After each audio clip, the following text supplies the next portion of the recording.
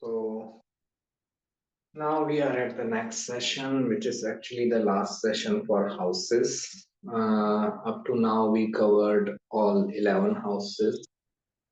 So from 1 to 11, we covered. Today, we will cover the last house, 12th house. Okay, that what 12th house represents. So for start purpose, it is last of the moksha house. Okay, moksha houses are 4, 8, 12. Okay, it is the last of the moksha house, and this is also the last of the Dushtana house. Dushtana houses are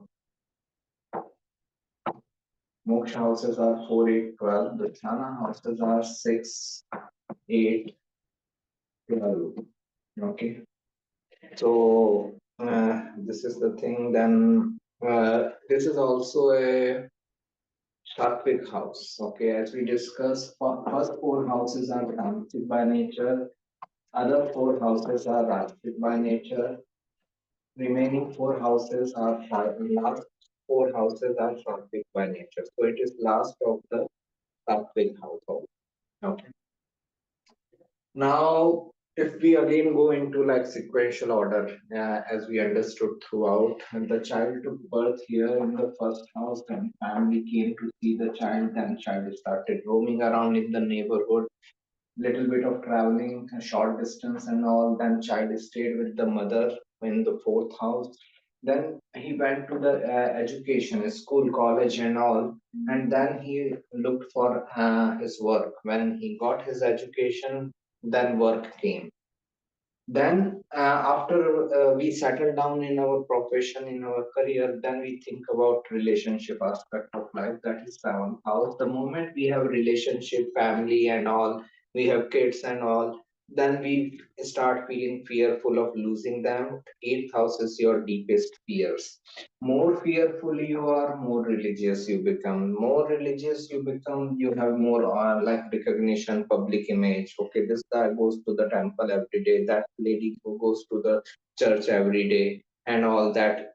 And this is the kind of recognition we start getting in the society. Then when we achieve everything from 1 to 10, then we start thinking about how to serve humanity. Okay, 11th house is serving humanity. So as I was telling throughout that this chart is nothing but the flow chart of our life. This is how a normal life goes. Okay, child takes birth and all these events happen, and towards the end of our life, towards like 50, 60 years of age, we start thinking that how can we serve others and all. Then, when we achieve that also, like serving humanity also, then we move towards the 12th house. 12th house is the house of spirituality. Okay. Now, 12th house represents many things which we will discuss in detail, because 12th house, I feel, is like very misconceived house. Okay. Most of us, we don't understand 12th house in like real sense. Okay. 12th house is the house of losses, expenses. 12th house is also houses of donations, charities. 12th house is every place where you go and you feel lost. Okay, because it is the house of losses. Any place where you just go there and you feel lost means you are dependent on other people to function there. That's why 12th house represents hospitals. When someone is in hospital, he is dependent on the hospital staff. Okay. 12th house represents jails. Obviously we are dependent on jail staff. 12th house represents asylums and all, that is also there. 12th house represents foreign lands. Okay, we are like when person goes to a foreign land for the first time, he doesn't know anything, he feels lost, he is dependent on people to guide him. Okay, and that is also 12th house. 12th house represents spirituality or spiritual ashrams and all. Obviously when we go there, we are dependent on the rules and regulations of that ashram, we have to follow that. Okay, and we need guidance. Okay, what is the rule of this ashram, or what is like a new regulation of this ashram which we need to comply with and all. That is 12th house. As it is the house of losses, understand it as a bucket of loss. Okay, any planet that is in the 12th house, we feel a sense of loss around that planet. Okay, even if it is exalted planet, even if someone has Venus in 12th house in Pisces, in matters of finance and wealth and the relationship, especially in relationship matters, this person will also always feel a sense of loss. Okay, will always have a sense of loss in matters of relationship, at least it may be in finance also. So whichever planet is going into the 12th house, there is a sense of loss related with that house, that I am putting so much effort in this area of life, I am not getting any result. That means if person wants to attain anything related with the 12th house, he should put double effort. If a planet is there in the 12th house and I want to gain out of that planet, I have to put a double effort. Suppose I have Mercury in the 12th house, that means I need to work on my communication with double effort. Then only I can improve my communication skills. Suppose I have like sun in the 12th house, then like my confidence will improve only when I put double effort in my career, in my like work, and in taking up the challenges in life and all. So I have to put a double effort there. So this is what happens with the any planet sitting in the 12th house. But now if we like understand 12th house in some different ways, as I said, that it is the house of losses. So not necessarily like only financial loss or monetary loss. It is basically the house where you lose lots of your energy. You exhaust yourself. Okay, where you invest a lot of time, lot of effort, and you feel like, okay, I'm not getting that much of result. Okay, so wherever you lose your energy, that is also seen from the 12th house. Then 12th house represents foreign lands. Now this thing also should be understood in like correct way. Existentially, there is nothing like homeland or foreign land. Existentially, the whole existence is one. This whole earth is one. Okay, we have created all these countries, we have created all these nations and all, and we call it, okay, this is my homeland, this is foreign land. Okay, but existentially, there is nothing like that. So, how to understand this word foreign in astrological terms? Foreign word in astrology has the same meaning which it has in the medical terminology. In medical terminology, we say that foreign substance means unknown substance. That is why foreign land in astrology means unknown land where you have never been before. Okay, so that is what is seen from the 12th house, the place where you have never been before. Now it can be within a country, it can be outside a country also. Suppose I was born in like suppose if I'm born in like Amritsar and I travel to Chennai where I have never been before. Okay, so Chennai is as much foreign to me as maybe Japan. Okay, so that is what 12th house represents. 12th house represents foreign lands, means unknown land you where you have never been before. It can be within a country, it can be outside a country. Okay, but 12th house itself still represents places very far away from your birthplace. Why? Because first house is represents your birthplace. Okay, 12th house is furthest away from the first house. There is nothing like 13th house, right? And there is nothing like 13th house. We cannot go far away from the first house, far away from the 12th house. Okay, 12th house is the furthest away from the first house. There is nothing beyond that. Likewise, so 12th house represents those places which are very far away from your birthplace. Okay, First house is birthplace, so 12th house will represent that someone is going very far away from birthplace, which obviously will mean that he is going to some foreign country, because if he is traveling so far, he will cross many countries along the way. Okay, so in this sense, 12th house can represent foreign in the meaning as we understand. Okay, otherwise, first house is your place of birth, fourth house is your places around the place of birth. Okay, as long as the culture of people is same. Okay, so like I was giving an example. Suppose I'm born in Amritsar, that is like first house for me, Amritsar, the city. Fourth house is like places around Amritsar, as long as the culture of people is same.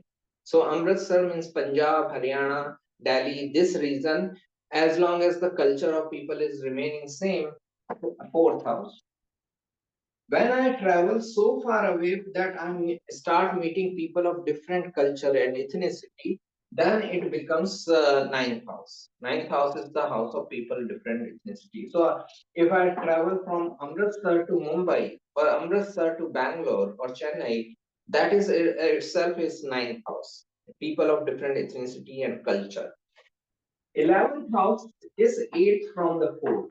Okay, eighth from the fourth means like a break in your connection from your homeland.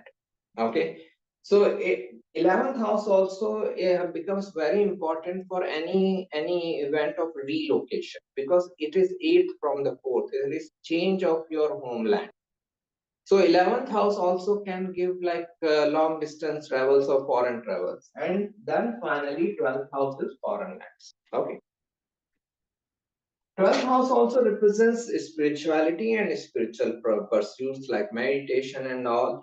That is where like contradictions also come into place with astrology. That 12th house represents meditation. 12th house also represents intoxication, like drugs, alcohol, and all. Now, what is the common theme around meditation and intoxication? In both the activities, you lose yourself. Okay, you go in a trance mode or dizzy mode. Okay, in meditation you go in trance mode. In through intoxication you go in dizzy mode. In both the cases, you are losing yourself. It is the house of losses. So this is the common theme around meditation and intoxication. Then it is also the house of imagination, creativity. Okay, like someone is involved in lots of imaginative writing and all. 12th house is very prominent. If someone is creative, 12th house is very important for the person. For someone who is into dancing, because 12th house represents your feet area also. Okay, for your feet of human body are seen from the 12th house. 12th house also represents your bad pleasures. Okay, now again, we understand bad pleasures only as a matter of like sexual intercourse, but having a proper sleep is also a bad pleasure. Ask someone who is suffering from insomnia how important to have a proper sleep. Okay, so having a proper sleep is also a kind of bad pleasure, important bad pleasure. Okay, so a sexual intercourse is part of the 12th house, and having a proper sleep is also part of like 12th house or bad pleasure. Then just a second.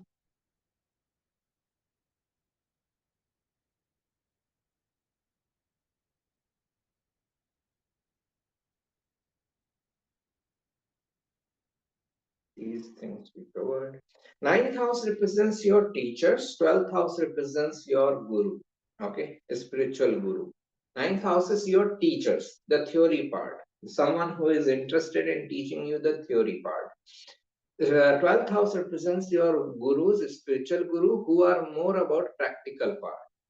This person, 12th house person, will not give you like philosophies. He will not give you theories. He will tell you to perform some activity.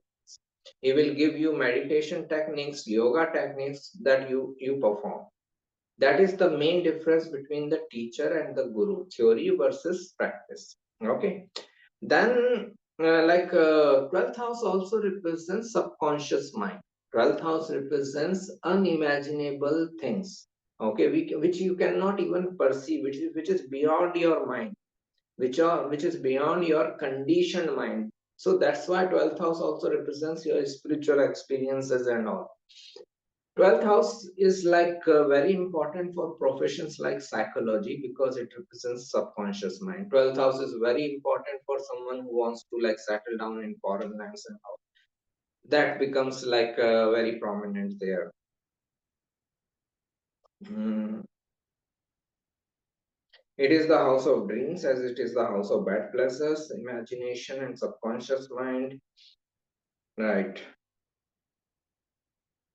It is the house of isolation because any spiritual experience till date, okay, till date, it is the case that any spiritual experience takes place only after this after the person is isolated. Okay, it never happened someone got spiritually enlightened, okay, in a group meeting. It never happened. Whenever an event like enlightenment or awakening or any spiritual experience took place, it took place in a very isolated setting. Okay, so that is why 12th house also represents isolation. Okay, now the main thing is that where we have to pay attention. All this thing like spirituality and all, they look like a very fascinating, but understand even astrologically, 12th house is the house of spirituality. 12th sign, Pisces, is the sign of spirituality. And last nakshatra, Revati, is the nakshatra of deepest level of spirituality. What does it mean? Last house, last sign, last nakshatra. Spirituality should be your last pursuit of your life. First, attain all your materialistic desires. Whatever you want to achieve materialistically, you should gain it. Then only you should move towards spirituality. Otherwise, what will happen that you will sit in an ashram and you will think about the stock market. Okay, this thing should not happen. So whatever you want to achieve materialistically, okay, money, power, prestige, home, house, car, properties, attain it. And the day your materialistic desires are fulfilled, your materialistic ambitions are fulfilled, automatically you will move towards spirituality. Why I'm emphasizing or paying importance on this, that because lots of people in consultations, they lots of people are in their 20s or in 30s and all. Majority of time they haven't achieved anything in life so far. Okay, I'm not saying they will not achieve. I'm saying that they are in the start of their materialistic journey. They have not achieved anything, and they directly talk about spirituality, about their spiritual growth. Okay, they start talking about letting go of everything. The common one and popular phrase that I want to let go of everything. Well, even to let go, you have to have something. Okay, first have something. First earn something. If I say that I want to let go of wealth, I should first earn wealth. Then only I can let go of wealth. Okay, so this is the main thing. This is why 12th house is the last house that achieve everything from 1 to 11, then move towards the spirituality. Okay, don't directly jump into spirituality. Okay, people are trying to directly jump into the spirituality, and that's where the problem is occurring, because then there is a confusion. I have this materialistic desire also, I have this spiritual desire. So first, exhaust your materialistic life. That's why I feel that Siddhartha Gautam or Gautam Buddha's story is, I always felt it is the best story for all of us. That guy lived the most materialistic life of his time. He was prince of a kingdom. He was born in a dynasty, kingship and all. He exhausted, explored whatever was materialistically available, money wise, whatever was available in that time, he had it. And that's why the question, genuine question arises, that if I have everything which money can buy, why I am not happy? Okay, most of us, they don't have this genuine question because we haven't attained that much of like materialistic success. Osho says also in this matter that I want humanity to live in such luxury that people should get bored out of wealth. Bored out of wealth. Okay. Then only your spiritual progress can begin. Then only you will automatically, that day you need not to decide whether I should follow the spiritual path or materialistic path. Whenever this question is coming, if I should follow a spiritual path or materialistic path, understand the person's materialistic desires are not fulfilled. So there is no question of following a spiritual path. He should first attain his materialistic desire. The day they are attained, he will automatically go towards the spiritual path. There will be no question that day. There will be nothing to decide on that day. He had attained everything, whatever he wanted to achieve. Okay, so this is what I wanted to convey, that don't directly jump into spirituality. First attain whatever you want to attain as a materialistic desire, and then spiritual journey will automatically begin. There can be like exceptions, one or two cases, okay, where person is ready for spiritual pursuits in the beginning of life because of his past life karma and all. There can be like some exceptional cases like Vivekananda, Swami Vivekananda, but or Ram Tirth and all. But for majority of us, it is like very difficult to like directly jump into like a spiritual realm. Okay, so this is what also like this whole philosophy that I want to let go of this or I want to let go of that, we need to understand it correctly. Again, when a spiritual guru is telling that let go of your wealth or desire for wealth, he is telling to a person who is super wealthy, who has attained wealth. Only that person can let go of wealth. When a spiritual guru is saying that nothing will happen by reading scriptures, he is telling this to that person who is reading scriptures every day. He is not telling to the person who has never opened a single page of a scripture. When a spiritual guru is saying nothing will happen to by going to temple, mosque, or churches, he is telling this to the person who is going regularly there, daily. He is not telling to the person who hasn't entered into temple even once in his life. When a spiritual guru is saying that nothing will happen through a guru, he is telling to the person who has surrendered to a guru, not to the person who doesn't want to surrender and want to keep his ego intact.